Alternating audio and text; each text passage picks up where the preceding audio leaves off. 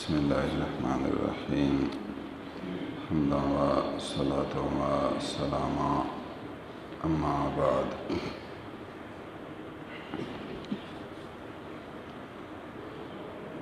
عن عبد الرحمن بن غنم عن النبي صلى الله عليه وسلم قال: من قال قبل أن ينصرف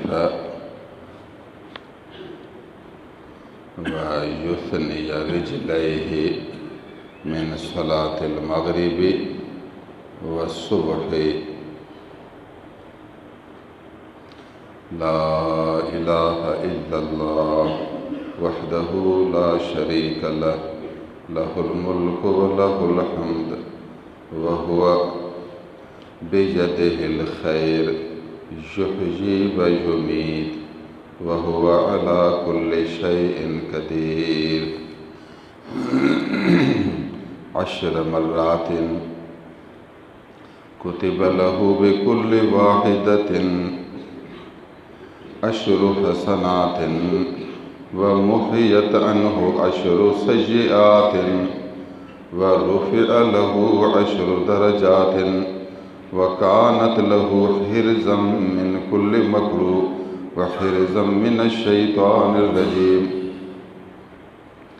ولم يحل لذنب أن يدركه إلا الشرك وكان من أفضل الناس عملا إلا رجلا يخذله يقول أفضل مما قال. رواه أحمد وروى الترمذي.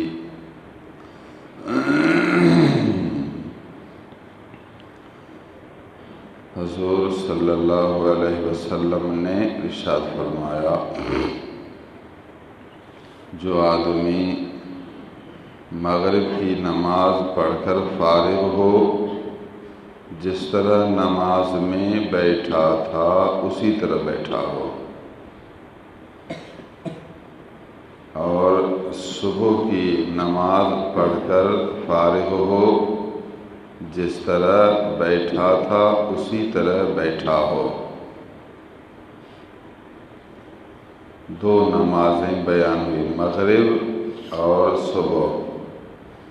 نماز سے عموماً مراد فرض نماز ہے.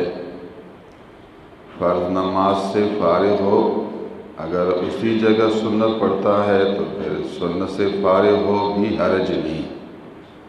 فرض کے بعد پڑھے بھی ٹھیک، اگر بالفرض سنتیں پڑھ لے. صبح کے بعد تو سنت نہیں، مغرب کے بعد سنتیں ہیں. سنت پڑھ کر اسی جگہ بیٹھا ہو، بے مقصد حاصل ہے.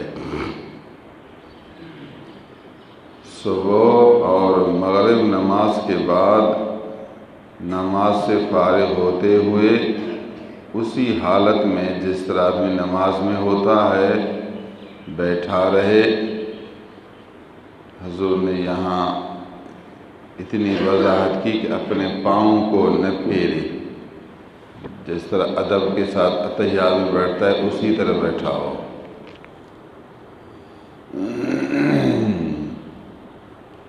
پھر یہ پڑھے: لا الہ الا اللہ وحدہ لا شریک لہ لہ الملک ولہ الحمد بیدہ الخیر یحیی ویمیت وہو علی کل شیء قدیر.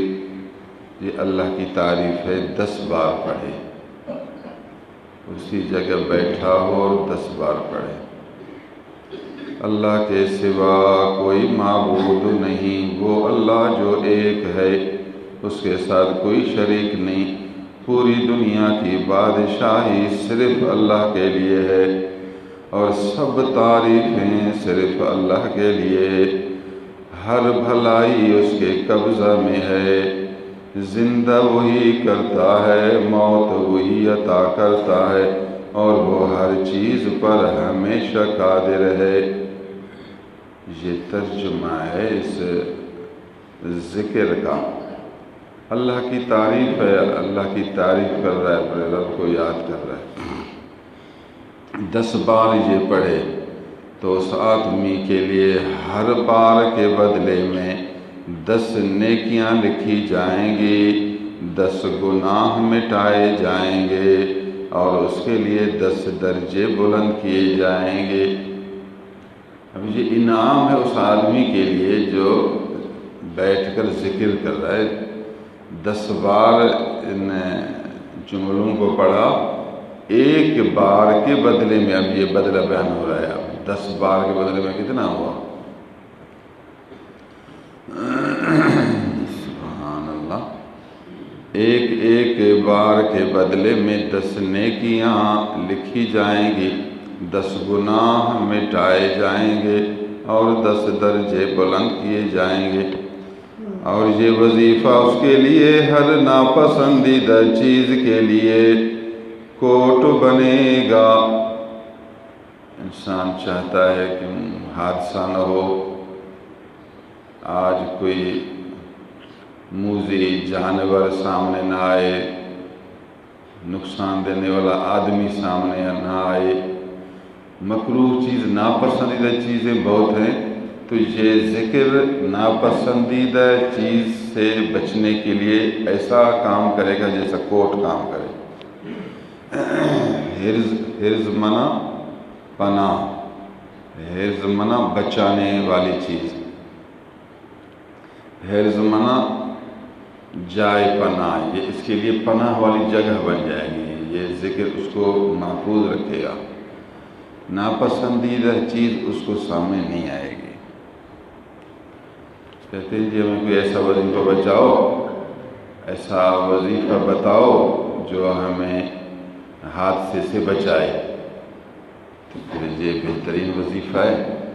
یہ وظیفہ نبی کریم صلی اللہ علیہ وسلم نے ہمیں بتایا، فرمایا یہ پڑھو تو تم مکروہ چیز سے محفوظ رہو گے۔ وَكَانَتْ لَهُ حِرْزًا مِّن كُلِّ مَكْرُوهٍ۔ نمبر 2، وَحِرْزًا مِّنَ الشَّيْطَانِ الرَّجِيمِ۔ آدمی دل سے پڑھنے کا مقصد یہ ہوتا ہے توجہ سے، دل سے، خلوص اور حضور قلب، یہ 2 چیزیں۔ خلوص بھی ہو پڑھنے میں، حضور قلب بھی مانا جانے تو پھر حضور قلب زیادہ ہوتا ہے۔ میں کیا اللہ کو عرض کر رہا ہوں، عاجزی ہو، پھر اللہ کو سامنے تصور کرے، پھر اس کی تعریف کرے، دل میں ایک ایسا نور آتا ہے جو بچا ہوگا شیطان مردود سے، دنیا کے مضر اشیاء سے یہ وظیفہ جائے پناہ بنے گا، اور مردود شیطان سے بھی آڑ بنے گا۔ شیطان بھی اس پر حملہ نہیں کرے گا، کیونکہ اللہ کا نام لیا 10 بار، 10 بار اللہ کو پکارا اور اس کی تعریف کی، تو دل میں اتنا اثر آئے گا کہ شیطان کو اب طاقت نہ ہوگی اس کے دل میں برے خیال ڈالے، وسوسہ اتنا زیادہ ڈالے کہ اس کو گناہوں میں پہنچائے۔ وَلَمْ يَحِلَّ لِذَنْبٍ أَنْ يُدْرِكَهُ إِلَّا الشِّرْكُ۔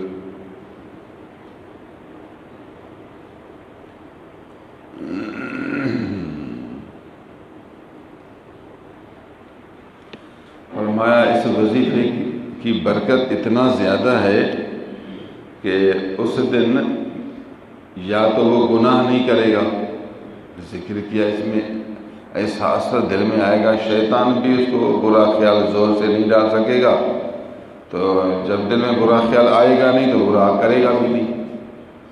اس وظیفے کی برکت یہ ہے کہ گناہوں سے بھی یہ وظیفہ آڑ بن جائے گا، ایک کوٹ بن جائے گا، گناہ نہیں کرے گا۔ اگر بالفرض چھوٹا موٹا کوئی گناہ ہوا تو اس گناہ کا وبال اس کو نہیں پہنچے گا، سوائے شرک کے۔ شرک تو سب سے اعلیٰ گناہ ہے، وہ تو انسان کے عملوں کو تباہ کرتا ہے، وہ ہلاک کن چیز ہے۔ شرک کے علاوہ اور گناہ یہ کرے گا نہیں، اگر بالفرض کچھ ذرا ہوا تو اس کا وبال اس کو نہیں پہنچے گا، یہ ذکر کی برکت سے۔ سبحان اللہ۔ اور یہ آدمی اسی دن میں ذکر والے لحاظ سے، عمل کے لحاظ سے سب سے اچھا آدمی کہلائے گا، سوائے اس آدمی کے جو اس سے زیادہ پڑھے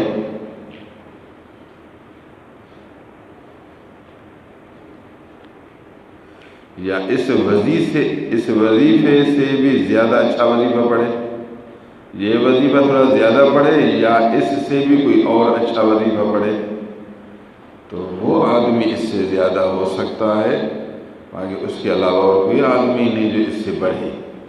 یہ اتنا اچھا وظیفہ ہے،